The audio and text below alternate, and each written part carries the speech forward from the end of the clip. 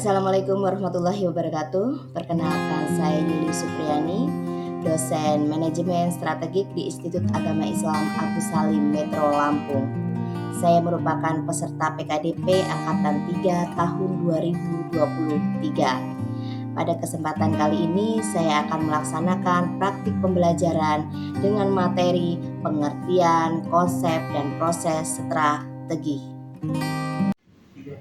Assalamualaikum warahmatullahi wabarakatuh. Waalaikumsalam warahmatullahi wabarakatuh. Alhamdulillah, puji kepada Allah Subhanahu wa taala yang mana pada kesempatan pagi hari ini kita dapat bertemu lagi dalam mata kuliah manajemen strategi yang insya Allah semuanya dalam keadaan sehat walafiat. Sebelum kita mulai perkuliahan kita hari ini, alangkah baiknya kita berdoa menurut agama masing-masing. Berdoa mulai. Berdoa selesai. Baik, adik-adik, kemarin kita sudah membahas terkait kontrak kuliah. Ini pertemuan kita yang kedua ya, masih dengan mata kuliah manajemen strategi. Gimana, ini masih sehat semua nggak? Kayaknya ngantuk. Masih sehat. Oke, alhamdulillah. Baik, ini langsung aja ke manajemen strategi. Kalau kemarin baru kontrak kuliah yang saya ingin tanya, pernah nggak punya strategi? Ya. Apa coba strategi itu? Rancangan jadi itu. Ya, rancangan. Lagi? Rencana. Ya, sudah banyak tahu ya strategi. Tentunya jangankan kita ya, anak kecil, anak SD, TK lah ya, sudah punya strategi belum? Ya. Sudah. Contohnya apa kalau anak TK itu? Pengen dewasa.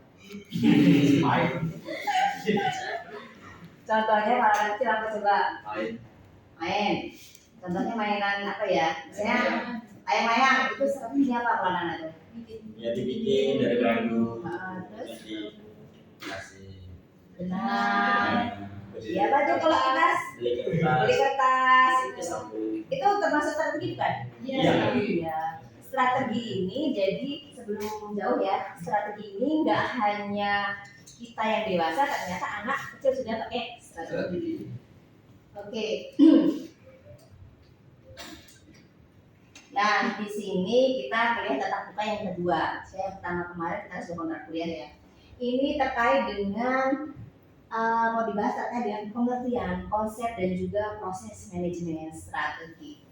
Adapun di sini tujuan pembelajaran kita pada pagi hari ini, di sini harapan ibu, adik-adik semua ini mampu memahami pengertian manajemen strategi, kemudian mampu memahami konsepnya ya dari manajemen strategi dan juga memahami proses dari manajemen strategi. Jadi yang kita sebutin tadi itu termasuk ada pengertian ya, ternyata adik-adik juga sudah mampu untuk memahami konsepnya gitu, ternyata juga mampu untuk memahami prosesnya dari hal yang sederhana dulu.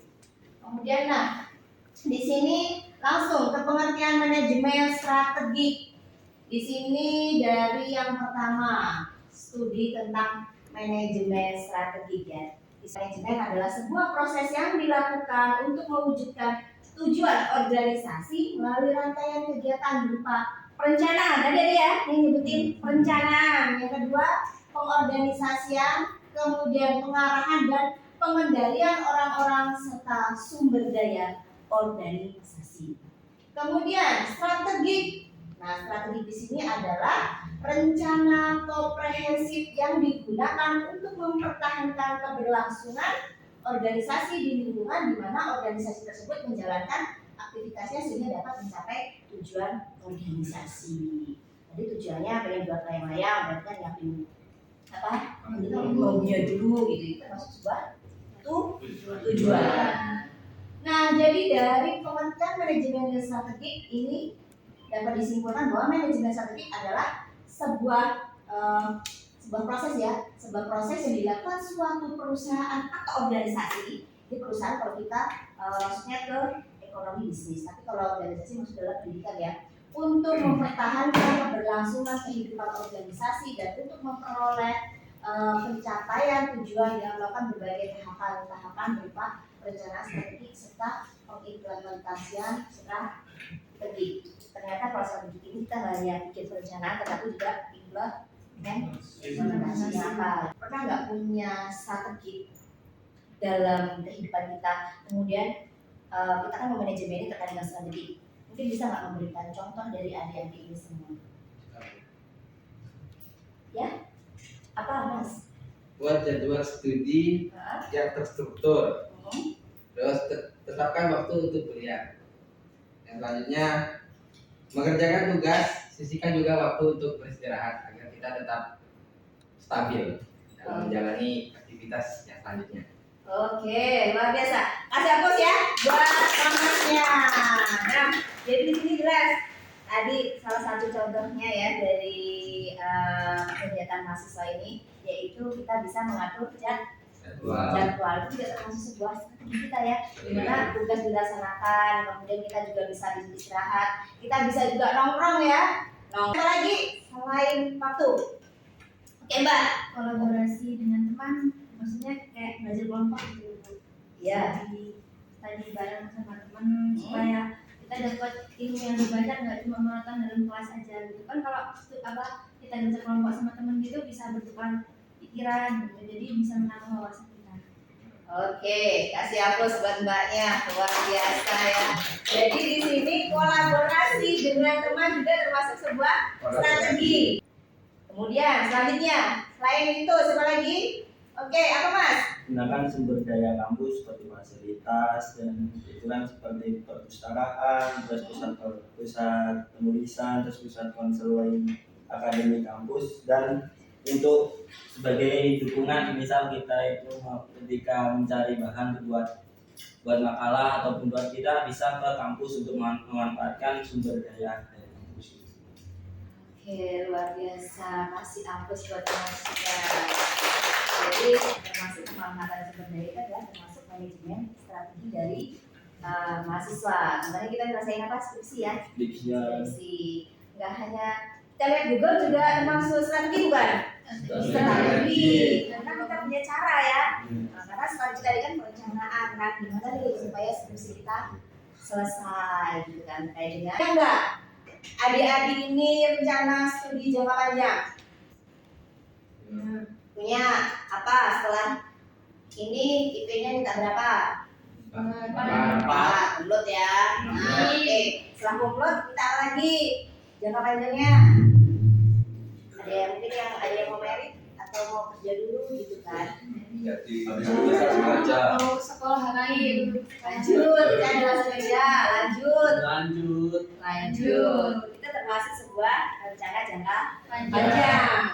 Kemudian yang kedua, pengaturan prioritas. Di sini biasanya mahasiswa harus mengidentifikasi tugas dan proyek yang memiliki prioritas tinggi dan mengatur waktu mereka dengan bijak, misalnya. Kemudian manajemen waktu. Tadi ada ya manajemen waktu ya.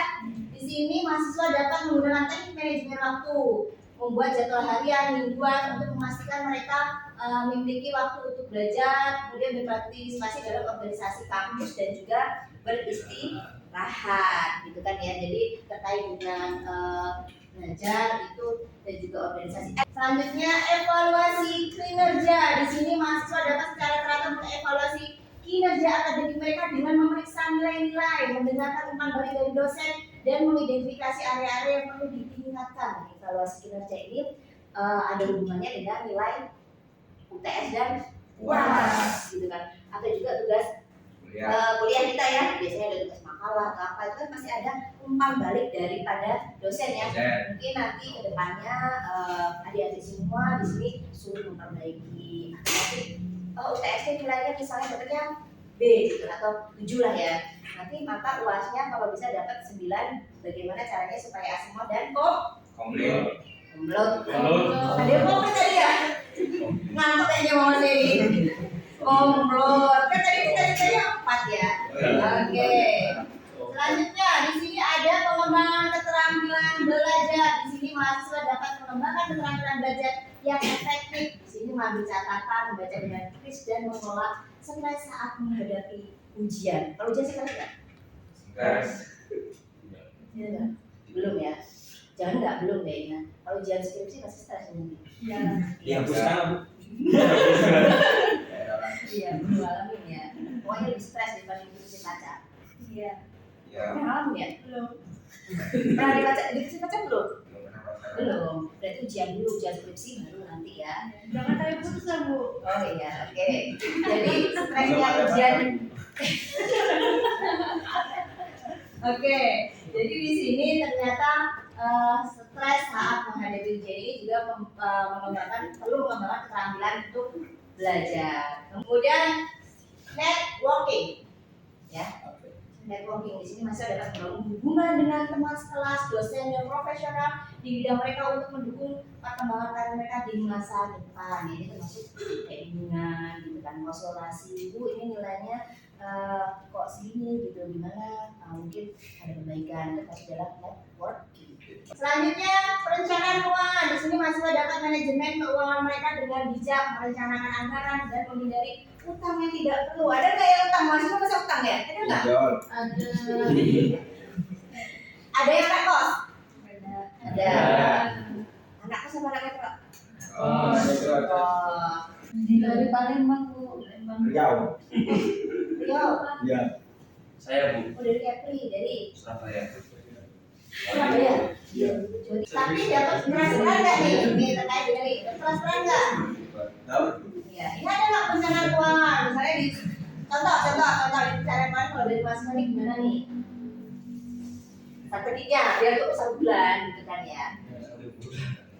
Apa di setahun? Enggak, bakal habis minta ide. Jadi nggak ada strategi ya. Strateginya Penting nih. banget. Nah, jadi di sini harus kita memanajemen ya, memanajemen keuangan ini dengan bijak. Dari perencanaan keuangan ini kita sebagai mahasiswa juga harus merencanakan dengan bijak keuangan yang didapat atau dikirim dari orang tua. Misalnya dikirimnya 1 bulan ya jangan minta lagi gitu kan. Saya udah cukup lah gitu kan. Gimana caranya cukup gitu ya. Selanjutnya, nah di sini kesimpulan. Ya kalau tadi sudah panjang ya, kesimpulannya di sini terkait manajemen strategik adalah alat penting dalam mencapai kesuksesan jangka panjang dalam berbagai konteks dan membantu organisasi atau individu untuk tetap relevan dan berdaya saing di lingkungan yang berubah-ubah. Nah di sini dengan menerapkan konsep-konsep ini dengan bijak, manajemen strategi dapat menjadi landasan untuk mencapai tujuan dan visi yang diinginkan. Tadi kan jangka panjang ya, jadi tentunya punya visi. Ini ada yang saya dari dosen? Saya. Oke. Apa strateginya? Oke, jadi dosen berarti selain ini. S2. Ya, terus S3. sampai 3. Terus dari loker. Iya, benar. 1, selesai, 2 ya. Ada mungkin ada yang ingin bertanya? Nah, oke, kalau tadi sudah jelas semua ya.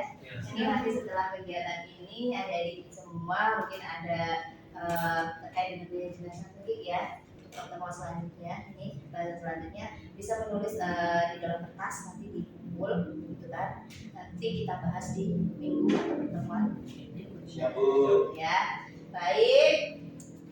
Nah, di sini terima kasih. Jadi kalau tidak ada yang ingin dipertanyakan, cukup aja ya. Ibu akhiri.